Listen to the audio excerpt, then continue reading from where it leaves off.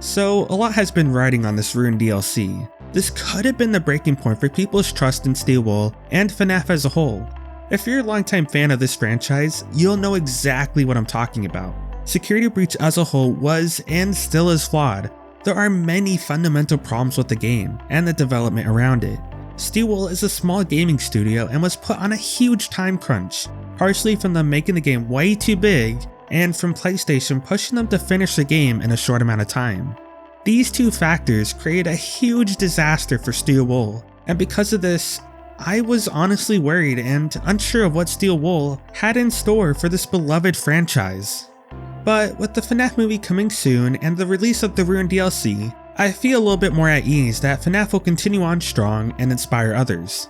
But even though the Ruined DLC is giving the community what they've been wanting, it still isn't perfect and is lacking in a lot of areas. And that's why today we'll be taking a closer look at what Ruined does well and what it leaves to be desired.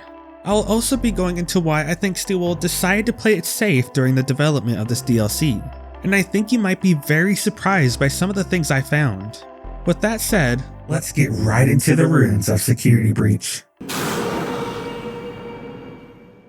Now, personally, I found the Ruined DLC to be a little underwhelming. Not to say that it isn't a good game, but I felt Steel Wool decided to play extra safe and develop what they knew they could in the time that they had. It just feels like this DLC is missing an extra layer of depth, and it's so close to feeling truly complete, but it's missing something. Now, I'll be going back to this idea later, but we first need to look at all aspects of the game, from the story, environments, gameplay, and of course the animatronics. That way we can better understand how this DLC is missing out on its full potential. So with that said, let's talk about the story. So when you first start the game, you are introduced to Cassie when she jumps inside the old Pizzaplex. You find out she has gotten a message from Gregory in need of desperate help. You learn that he is stuck deep inside the Pizzaplex that was shut down years ago due to an earthquake based on the newspapers you find in the game, which forces you, Cassie, to venture into the ruined building and find Gregory. During your journey, you get a mask that connects you to the AR network, which helps you deactivate security nodes blocking your path. But as you're using the mask, you have an entity called Mixes trying to stop you from getting to Gregory. But when you get to turning off all security measures, including Mixes, you finally get to reconnect with Gregory. But only it's not Gregory. It's actually a horrific endoskeleton called the Mimic. You quickly realize Gregory was never inside the Pizzaplex, and that it was all an illusion made by the Mimic.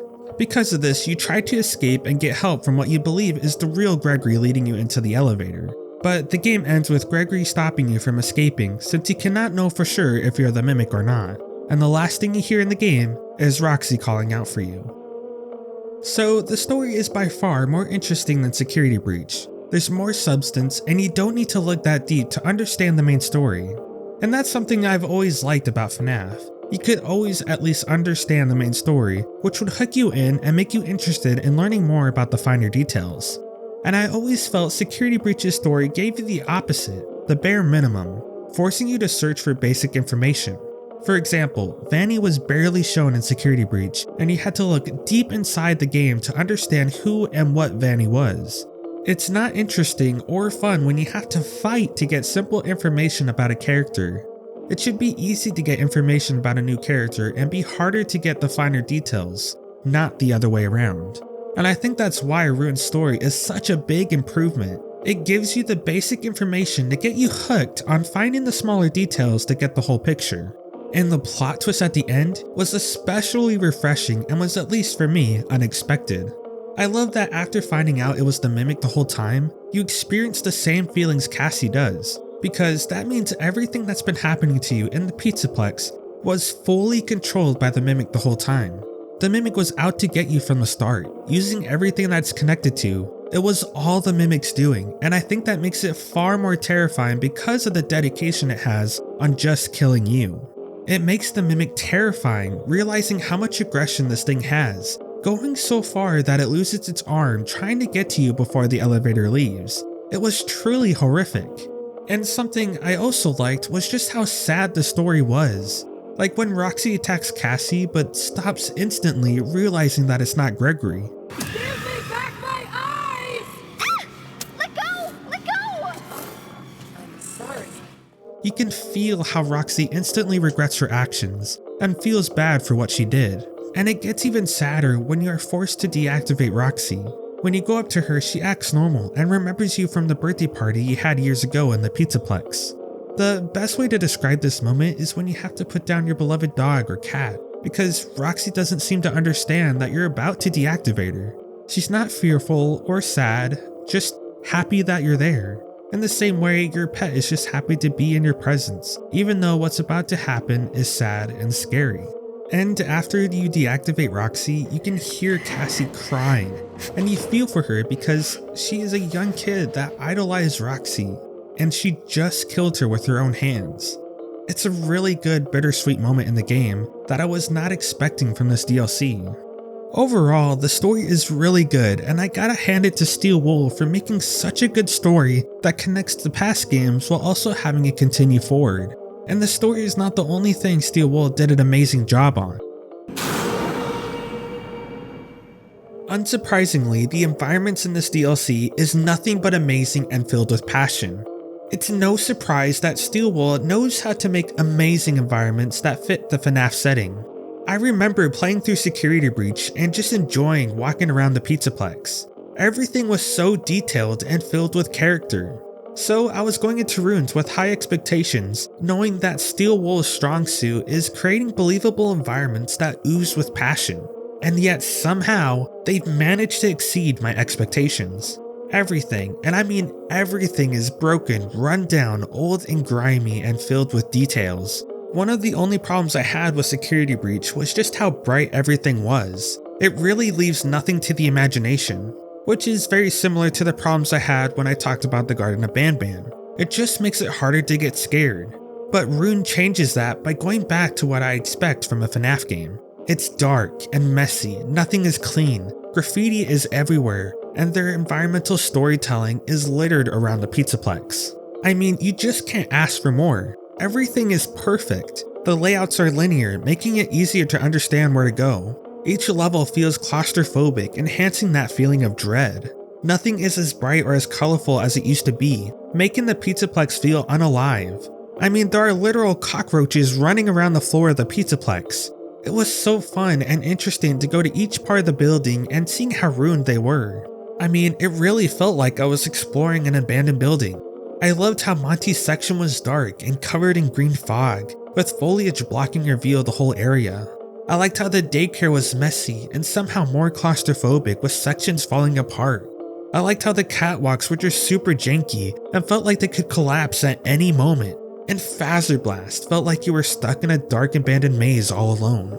But it doesn't stop there. The environmental storytelling in this DLC is what makes it so interesting. In the salon, when you put on the mask, you can see a cutout of Cassie with Gregory confronting her, possibly on her birthday. But when you deactivate the child node, it's just her, alone, crying, with missing posters of Gregory surrounding her, maybe implying that Gregory was actually missing during her birthday. There are also small details of Monty before getting jumped by him in the sewers. You can see the claw marks on the walls, and damaged bots, and a gate bent open big enough for only Monty to crawl through. Another interesting thing I noticed is that all the charging stations look deliberately broken, possibly done by the Mimic to prevent you from charging your flashlight. There was also a lot of foreshadowing for Freddy, from the statue at the entrance of the Pizzaplex and the dark ride with the vines ripping Freddy's head right off. And when you finally confront Freddy, guess what? You find out he has no head. There's also a little Easter egg before entering the daycare. It's an old arcade machine called the House of the Bear, and the animatronic looks very similar to that of Freddy from Joy of Creation. As you can see, there are tons of small details in the environment that add a lot to the story and fill you in on the missing pieces. The environment is by far the strongest aspect of the game, but unfortunately, the gameplay feels lackluster compared to the amount of work put into this environment. And to help you understand where I'm coming from, let's take a good look at the gameplay. So when you first start the game, you're able to play about the same as you would in Security Breach. You're able to freely move around, crouch, run, and use your flashlight. It's nothing we haven't seen before, but it starts to get interesting when you're given the Phaz wrench and the security mask.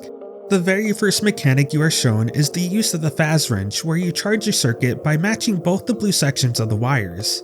It's not a bad puzzle mechanic, and it gets a little harder as you continue throughout the game. But it got old quickly, and I think it would have helped if Steel Wool changed it up a bit by adding an extra layer to the puzzle, to make it more challenging. I did, however, like the use of it towards the end of the game. You are forced to complete the puzzle in time to open the elevator to escape. But while you're working on the puzzle, you can hear the mimic getting closer to you. I felt the panic within me, and was probably the most stressful part of the game because of it. Another huge mechanic was the security mask. This mask has AR capabilities that allows you to access the mesh network of the Pizzaplex. With this mask, you can go through certain objects that have glitch effects over them. It also allows you to deactivate security nodes, which is a huge chunk of the gameplay. Overall, I thought this mask was the most interesting aspect of the gameplay, because not only is it a new game mechanic, but it also shows you how Vanny was using this mask to get through objects and tap into the Pizzaplex network. The only problem I had with it was how repetitive the game mechanic was. The only thing that really changes is the amount of child nodes you have to deactivate in order to turn off the security node. Even the puzzle for deactivating the main security node gets repetitive. Again, it's just missing that extra layer of depth, and it just sucks because Steel Wool knows how to add extra depth to the security mask. There's a part in the daycare where you have to deactivate another security node, but as you're doing this, there's an endoskeleton that follows you when you don't look at it. But the interesting part is how it can't see you at all when you have the security mask on. This forces you to juggle both the endoskeleton and the entity mixes while you're deactivating the security node. There's also a similar occurrence at the salon when Chica is walking around. Again, you can use the mask to hide from Chica, but then you have to worry about mixes. You can see how much potential this game mechanic has, and I really don't understand why Steel Wool didn't do more of this in the game to keep it interesting. There were so many opportunities to add extra depth. For example, in Bonnie Bowl they could have had the little music crawlers act the same way when you use the mask, but instead you just lead them away enough to continue forward. It's always the same, you use the Faz Wrench to solve a puzzle, then go and deactivate a security node to progress in the story. I found myself getting pretty tired of it when I had to find the child nodes and the catwalks. Sure, there are some game mechanics that try to keep it interesting, like the use of the cameras to distract the animatronics, but it's still not enough to evade that repetitive feeling.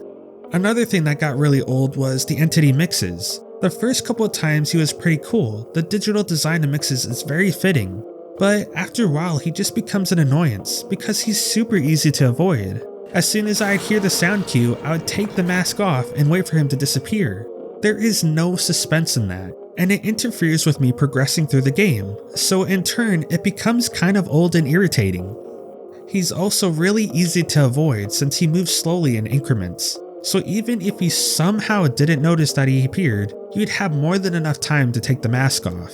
And I hate to say it, but Mixes feels like a modern day Slender Man. His design is interesting, but the way he works in the game isn't scary. And unfortunately, he isn't the only enemy in the game that felt lackluster. Monty is one of the first enemies you come across in the game. He appears the most compared to other animatronics, and when it comes to Monty, I didn't totally dislike him. I love the terrifying noises he'd make.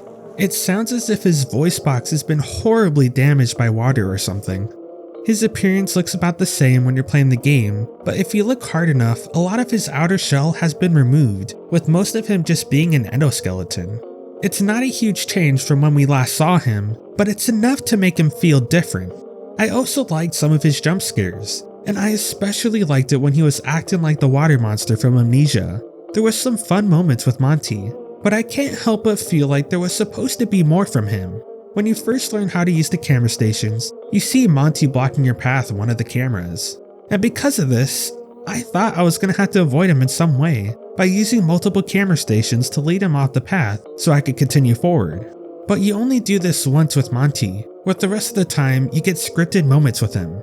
Later on when you get to the catwalks, it would have been a perfect moment to have him roam around while you try and deactivate the security nodes. There was even a small moment where Monty crawls onto the catwalks, but you never see him again after this. It's as if Steel Wool had plans to have Monty roam the catwalks but decided not to. And this isn't the only time that this happens. When you enter the daycare and confront the daycare attendant, you are told to turn the generators on, similar to Security Breach.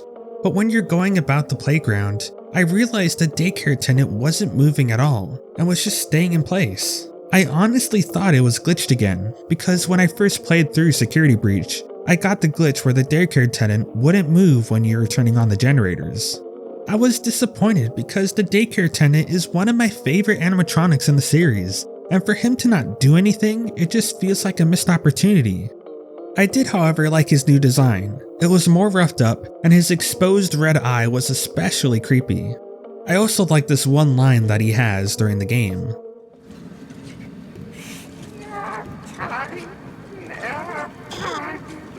No crafts or treats to share. No time.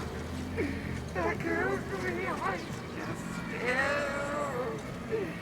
Play, all is crumbled dry. Spilled tempers and leaves. No laughs, no cries, just go away. No more sighs.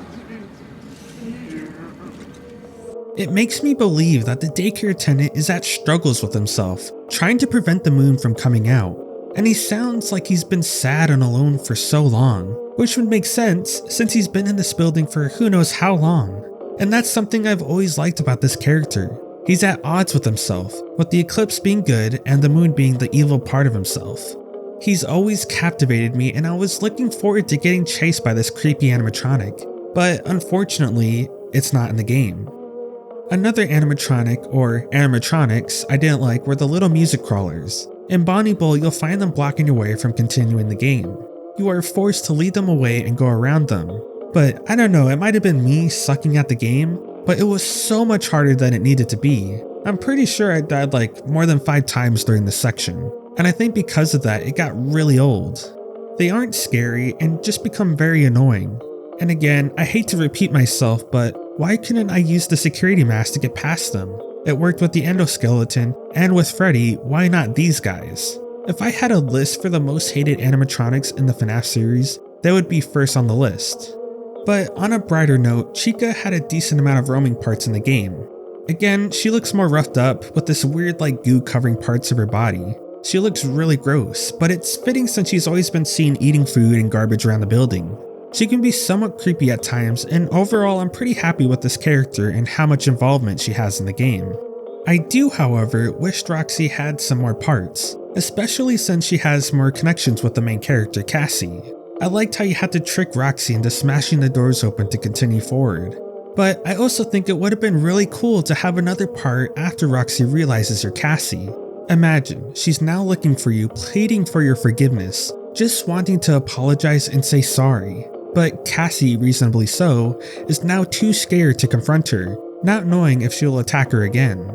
It would make the emotional moments that Roxy has already hit harder, and I think it would have been a great addition to the game. But overall, Roxy is far scarier with her face totally gone, and I love the beautiful moments Cassie has with Roxy throughout the game. And now that we're done talking about Roxy, I saved the best for last. Freddy was something I was not expecting at all. I love his design so much. I was very curious what Steelwell was going to do with Freddy in this game, and oh boy did they not disappoint. I love how his head is just completely gone and severed from his body, and how his stomach is just a huge horrifying mouth ready to inflict harm on whoever gets close to it. And the noises that it makes is so fitting and horrifying.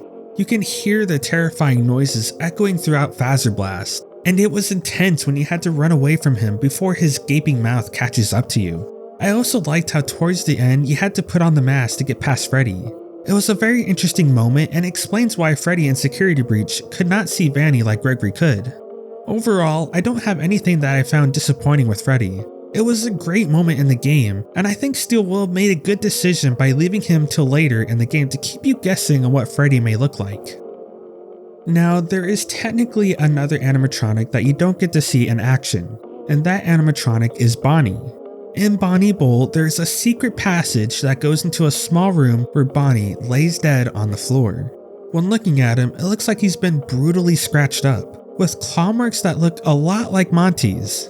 There's a dark ride earlier in the game that shows you that Bonnie gave Monty the role, but it's possible that Monty with all his aggression attacked Bonnie. In the dark ride, it almost feels like a PR stunt, because they portray Monty as this nice, kind gator that was doing his own thing, and was inspired by the glam rock band. But we've always been shown the opposite. Monty is in no way kind or nice, and has a lot of aggression within him, making him one of the most dangerous animatronics. But that's just a theory, just thought I'd point out this interesting Easter egg. So now that we've gone through all aspects of the game, let's get into why I think Steelwool decided to play it safe during the development of this DLC. When playing Ruin, I can tell Steelwool have learned to manage their time better and stay away from adding too much work for themselves. In Security Breach, time management and the amount of work they gave themselves made it impossible to complete the game in the time that they had. And when I look at Ruin as a whole, it definitely seems like they've learned their lesson. Throughout the game, you'll find it dialed back a bit. For one, it's not a free-for-all anymore. You can't just freely explore any area at any given time. Instead, it's linear with only one direction to go towards. It's a huge improvement because now you're not running around aimlessly in the building. But there are times in the game that would benefit from a little bit more freedom. For example, in the daycare, I felt very confined to one path. It would have been nice to have to search for generators again while the daycare attendant chased you. And maybe the daycare attendant would have an interesting twist, or even better, you'd use the mask to get through blocked parts of the playground. It would have been a fun and intense moment in the game. But instead, you have a linear path with the daycare attendant just standing in the middle of the playground. It's just weird because it feels like there was gonna be more, but it got simplified. And maybe Steelwool just didn't have time, or maybe they were unsure if they should add parts that allow you to move around more. Either way, this problem arises throughout the game. The catwalks in Gator Golf felt like everything was set up to juggle both Monty and Mixes. And again, I was very surprised that Monty wasn't roaming around the catwalks. There were multiple camera stations, there was a cutscene of Monty getting on the catwalks, and the paths were set up to allow you to go freely around the whole area. I feel strongly that Monty was supposed to be after you during this part of the game, because even before you get to the catwalks, you have a dark ride dedicated to Monty's story. And the catwalks is the same place you have to deal with Monty in Security Breach. The only reason I think Steelwool left this part out is because they didn't have time to code Monty's AI for this bit. I also thought Steelwool played it safe with the AR mask as well. Like I've said before, it's very interesting when you have to juggle both Mixes and the animatronics with the mask. It makes it both more challenging and more fun. And it changes things up a bit from the repetitive nature of the whole game. Again, I think if Steelwool had more time, they would have explored the AR mask more and made it more interesting. As you can see here, there's a theme, and it's that Steelwool decided to play it safe and finish what they could in the time that they had. And honestly, I'm perfectly okay with that, especially since it shows that they've learned from Security Breach. Overall, the only thing that's really hurting this game is the repetitive nature of it. But other than that, it's a really great DLC, and I especially appreciate that it's totally free. Seeing how they put together this game, I'm very excited for what they have in store for their future games. The story gives you enough to feel satisfied and has really great emotional moments. The environment is filled with passion and perfectly represents what an abandoned building would look like. The gameplay, a bit repetitive, but yet has some fun and unique game mechanics, and the animatronics are as creepy as ever. I can fully say that Ruin lives up to what I would expect from a Fnaf game. All that said, if you enjoyed this video, subscribe and give this video a like so you don't miss out on more videos like this one. Also, if you liked or didn't like what I had to say about Ruin, feel free to leave a comment. With that said, see you next time.